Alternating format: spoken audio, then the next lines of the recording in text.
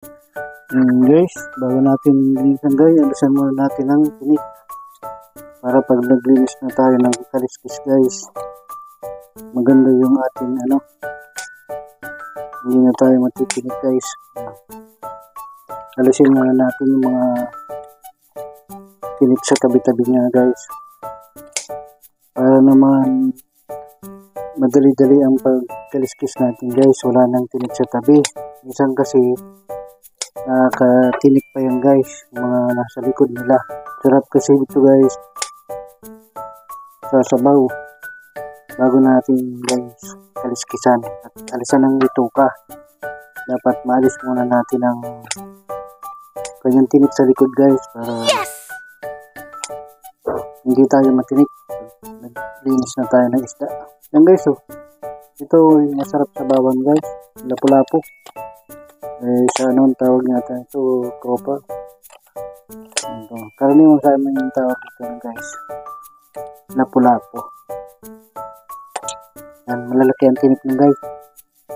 Ito guys, yung tinatawag na alatan. Malaking to, pero ang masarap nito guys, gagataan natin may kamyas. Yun, masarap yan guys. Itang may kamyas. Yan guys, diba? May mga haba ang tinik sa kaya dapat alisin muna natin bago natin kaliskisan. Yes! Para sa ating hindi na rin tayo matinik. Guys, kakaliskis na tayo guys.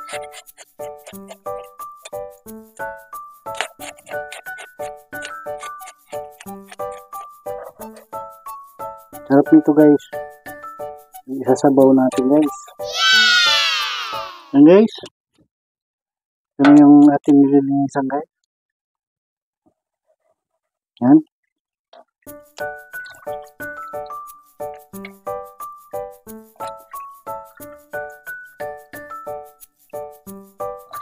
Yun siyang itlog guys, oh. Yummy!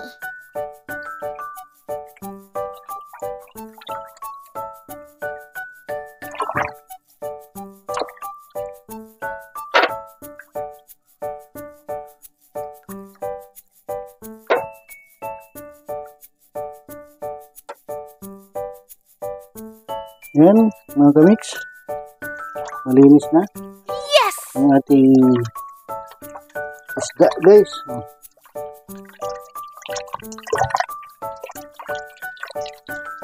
Yan guys, ang ating nilinisan ng araw ang sariwang bisugo at may lapu-lapu, alatan. May pangsabaw na naman tayo guys.